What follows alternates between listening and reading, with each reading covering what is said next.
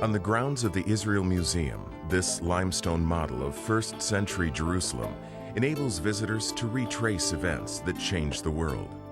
By merging this impressive model, built on a scale of 1 to 50, with the streets of modern Jerusalem, Mart DeHaanovi and Jimmy DeYoungovi will follow Jesus, event by event, place to place, to Easter Sunday and beyond. Behind the Easter story, retracing the footsteps of Jesus from his betrayal to his resurrection and disappearance in the sky on this day of discovery.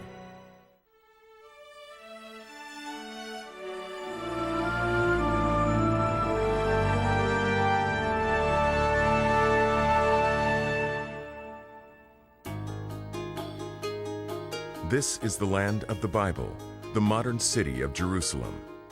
Using miniature limestone blocks, archaeologists, historians, and designers have built a scale model of first century Jerusalem to help us picture how it might have looked when Rome ruled the world. But more importantly, this model takes us behind the Easter story. It helps us to trace the flow of events of Jesus' last days in Jerusalem, events that changed our sense of time and history, events that became the dividing line of BC and AD on our calendars. It was 1 week. It fell at the very center of human history. And today, Jimmy and I want to walk with you through the events as they unfolded. To provide some perspective, Jimmy's at the Israel Museum. I'm going to be on the street. And together we're going to trace those events as they unfolded. Events that ended up changing the very course of human history.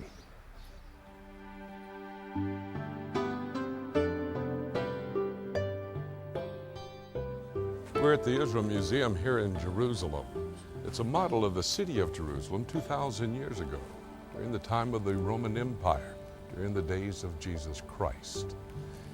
I'm technically on the top of the Mount of Olives from the position where I'm standing, overlooking the city, overlooking the temple complex itself there on the Temple Mount. Down below me in the slopes of the Mount of Olives would be the Garden of Gethsemane, where the soldiers would come as Jesus has been betrayed to take him to the mock trials. Here in the shadows of these olive trees, we can only imagine the darkness that surrounded Jesus as he thought and prayed about what those final hours would bring. Speaking to his disciples in the Garden of Gethsemane, Jesus said, "My soul is exceedingly sorrowful, even to death. Stay here and watch with me." He went a little farther and fell on his face and prayed, saying, "O my Father, if it is possible, let this cup pass from me. Nevertheless, not as I will, but as you will." Matthew chapter 26. After the arrest of Jesus there in the Garden of Gethsemane, the soldiers would take him back across the Kidron Valley by the southern steps leading up into the temple, up to the upper city where those red-roofed homes are. He would take him to the home of Caiaphas, the high priest. Mart is in one of those locations that traditionally would be the home of Caiaphas to help us remember what happened that night.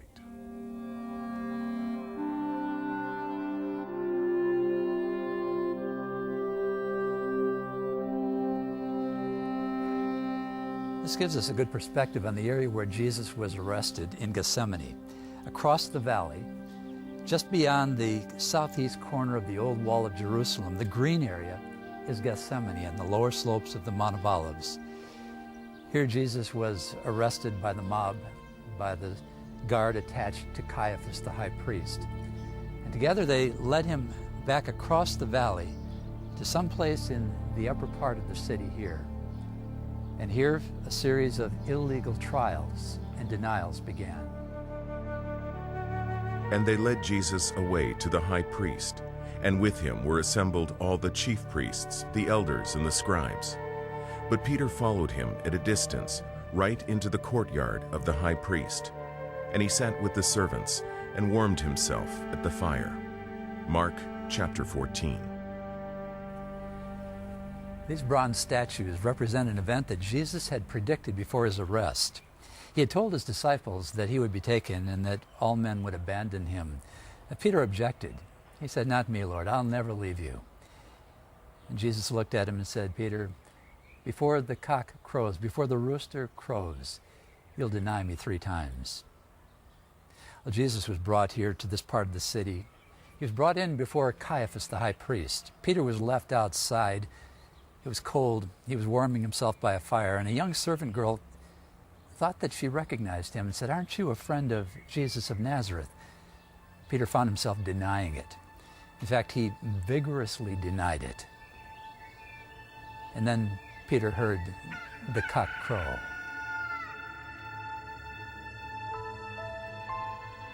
Now Peter sat outside in the courtyard, and a servant girl came to him, saying, "You also were with Jesus of Galilee." But he denied it before them all, saying, "I do not know what you are saying." And when he had gone out to the gateway, another girl saw him and said to those who were there, "This fellow also was with Jesus of Nazareth." But again he denied with an oath, "I do not know the man." And a little later those who stood by came up and said to Peter, "Surely you also are one of them, for your speech betrays you." Then he began to curse and swear, saying, "I do not know the man." Immediately a rooster crowed. And Peter remembered the word of Jesus, who had said to him, "Before the rooster crows, you will deny me 3 times." So he went out and wept bitterly. Matthew chapter 26. That night and the following day, there were actually 6 mock trials of Jesus that took place. Now the chief priests and all the council sought testimony against Jesus to put him to death, but found none. For many bore false witness against him, but their testimonies did not agree. Then some rose up and bore false witness against him, saying, "We heard him say, 'I will destroy this temple made with hands, and within 3 days I will build another made without hands.' But not even then did their testimony agree.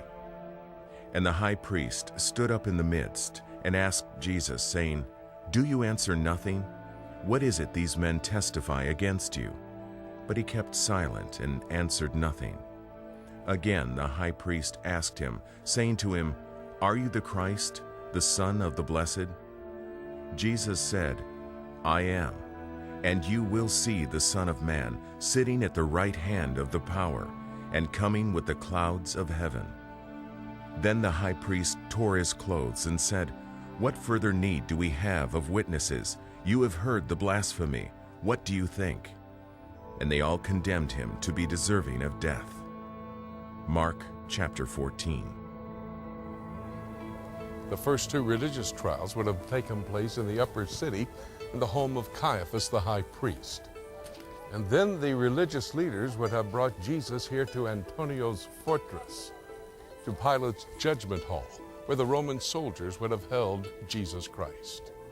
We go to Pilate's judgment hall and Mart DeHaanovi.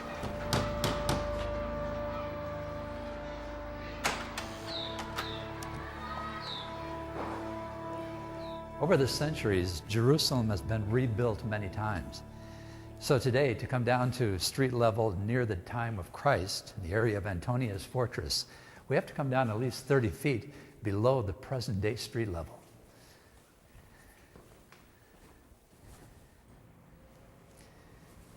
Here, let's take a closer look. These paving stones take us back near to the time of Jesus, and they reflect the Roman occupation. Archaeologists point out a game carved into the stone, the kind of game that the Roman soldiers would have played to pass time. In fact, we're told that the Roman soldiers cast lots for the clothing of Jesus. And together it reminds us of the kind of suffering that Jesus endured at their hands. Pilate took Jesus and scourged him, and the soldiers twisted a crown of thorns and put it on his head, and they put on him a purple robe. Then they said, "Hail, King of the Jews!" and they struck him with their hands. Pilate then went out again and said to them, "Behold, I am bringing him out to you, that you may know that I find no fault in him." Then Jesus came out wearing the crown of thorns and the purple robe, and Pilate said to them, "Behold the man." Therefore, when the chief priests and officers saw him, they cried out, saying, "Crucify him! Crucify him!" Pilate said to them, "You take him and crucify him, for I find no fault in him." John chapter 19. Many of us who have read the Gospels and historical accounts have found ourselves cringing at the injustice of the crucifixion of Jesus the innocent. But that cup of suffering would open the door to God's offer of salvation. Now try to imagine this model in the streets of Jerusalem, filled with people from Israel and beyond, celebrating the annual Jewish feast of Passover or Pesach.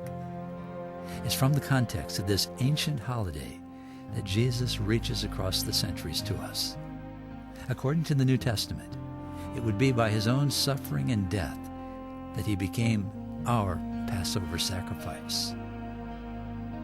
After being beaten by the Roman soldiers at Antonia's fortress, there at Pilate's judgment hall, the Roman soldiers would have given Jesus to the religious leaders, and they would have led him outside the wall of the city through one of the 7 gates of the city to the location of the crucifixion.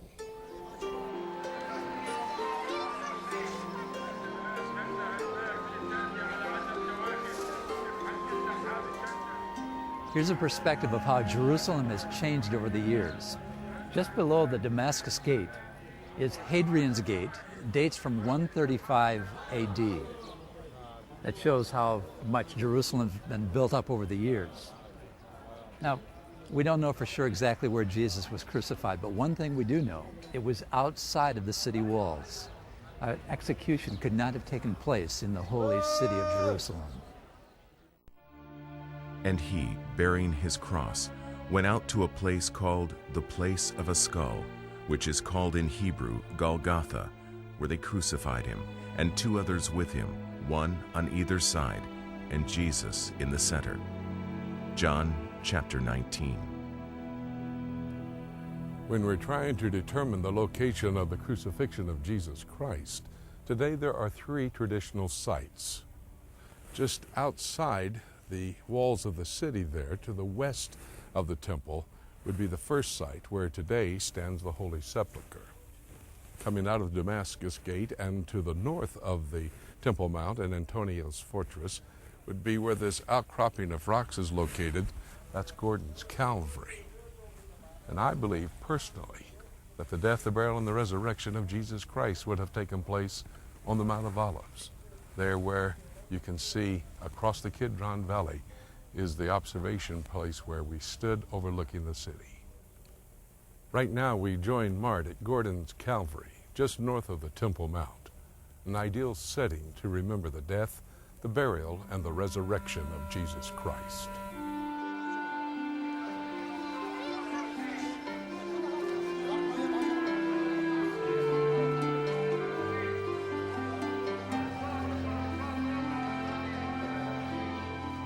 When evening had come, there came a rich man from Arimathea named Joseph, who himself had also become a disciple of Jesus.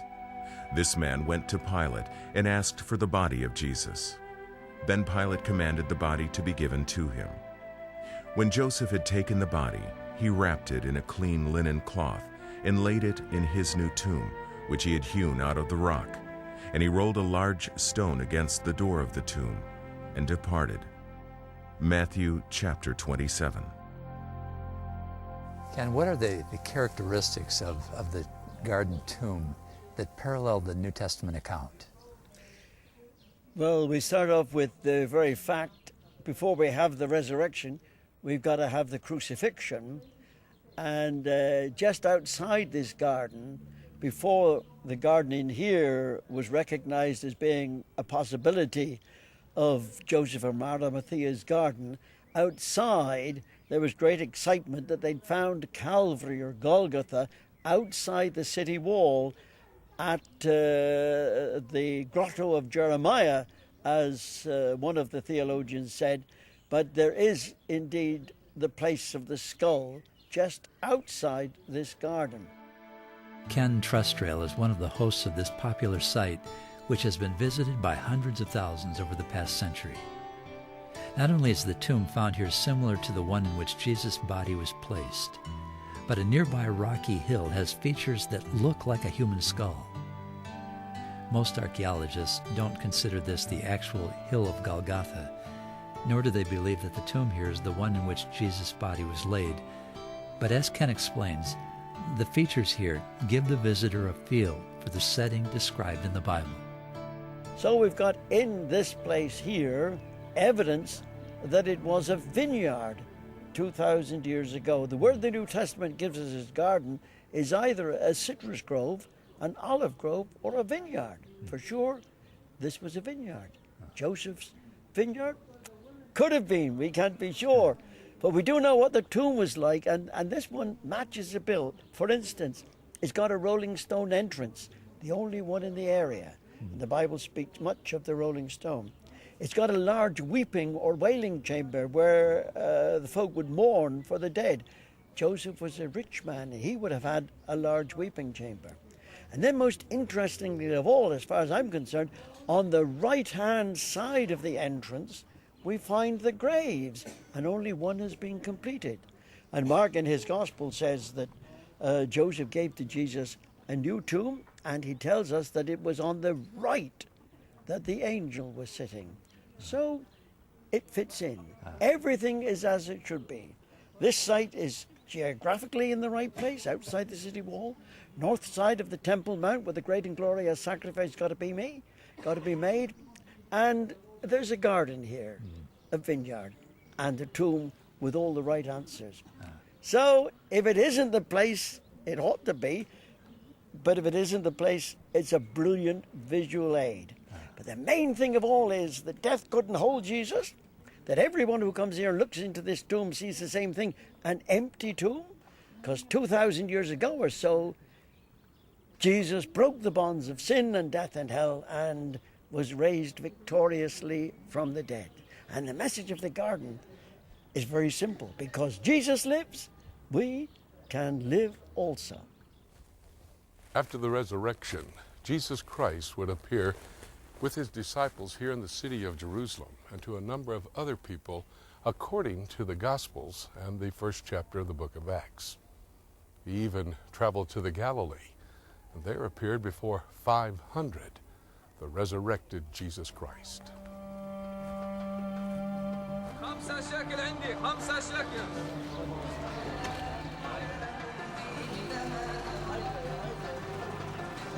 Suddenly there was commotion in Jerusalem. Not only had Mary and the women found the grave empty, but Jesus began to appear first to Mary. Peter met him. Then it was James. Thomas doubted, but Jesus appeared to the whole 12 and later met with them up in Galilee after his resurrection. Later, the Apostle Paul, in writing to the Corinthians, said that at one point Jesus appeared to over 500 individuals at one point. Most of them, Paul said, were still alive. So the reports, even at that point, could have been checked out about Jesus' resurrection.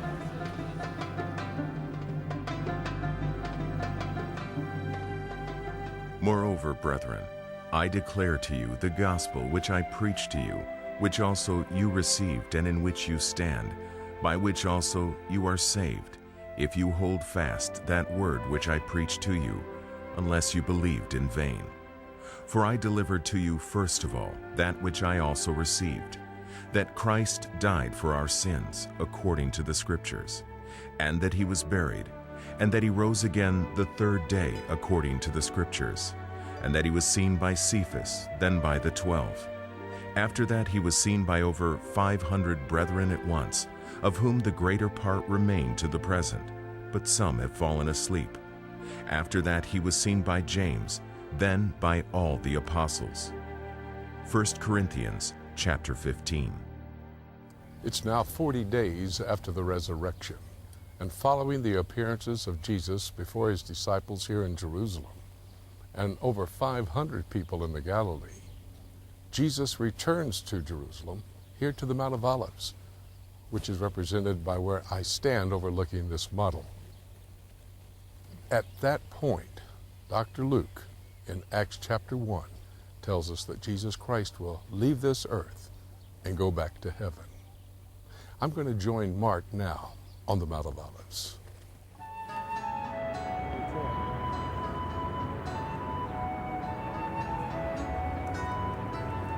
Hey, Jim, Hey, Mart. that didn't take long. Not at all. Hey, I found another way to look at the model. Man, Look at is this. a great sight. Look at this. Nice view, huh? Excellent. That looks like a full-scale model to me. That's the real thing. That's the real thing. And from here on the Mount of Olives, it's just exactly like it was as described in the Gospels across the Kidron Valley from the Temple Mount. It's a great place overlooking the city of Jerusalem just above the Garden of Gethsemane below, for us to rethink the key events in the last week, the Passion Week of Christ here on earth. We began with Jesus before the religious trials in the city of Jerusalem, and then it was on to Pilate, Herod, and back to Pilate before Jesus was led to one of the possible locations for the death, the burial, and the resurrection of Jesus Christ. After his resurrection, Jesus appeared a number of times before his disciples, made a trip to the Galilee, and in the Galilee over 500 people saw Jesus Christ alive. And then Jesus comes back here to the Mount of Olives to leave the earth to go to heaven. Jesus said to them, "It is not for you to know times or seasons which the Father has put in his own authority. But you shall receive power when the Holy Spirit has come upon you, and you shall be witnesses to me in Jerusalem and in all Judea and Samaria and to the end of the earth." Now when he had spoken these things while they watched, he was taken up, and a cloud received him out of their sight. And while they looked steadfastly toward heaven as he went up, behold, 2 men stood by them in white apparel, who also said, "Men of Galilee, why do you stand gazing up into heaven? This same Jesus, who was taken up from you into heaven, will so come in like manner as you saw him go into heaven." Then they returned to Jerusalem from the mount called Olivet, which is near Jerusalem, a Sabbath day's journey. Acts chapter 1. Walking among these ancient gravestones here on the Mount of Olives, it's quite a place to think about that last event. According to the Gospel writer Luke, Jesus actually transitioned physically and bodily in the very presence of his disciples. And that's what's so significant. It wasn't just one disciple. Can you imagine a man or a woman who comes back and says, "I saw him, he levitated, he went up before my eyes"? Now this happened before the disciples who had walked and lived with Jesus for 3 years. And it gave them reason to believe that all of this was such a fitting conclusion, along with the resurrection, a bodily resurrection from the dead. This ascension before their very eyes was such a fitting conclusion to these traumatic, terrible events of this week. And yet there's something else that would make it even a better conclusion. There's something that remains, and that's the decisions that you and I have to make as we think about these amazing events of this week. The question now is, how do we personally respond to what Jesus did? Do we believe the gospel writers and the New Testament writers that this didn't just happen by accident? It was all part of the plan of a loving God who from eternity past planned these events for our sake, to give us a chance to believe, to give us a chance to bring our wrongs, our shortcomings, our sins to the very cross and to the resurrected Christ who did it all for us. Yeah, that's the part that remains. And a decision that says yes gives the best conclusion of all.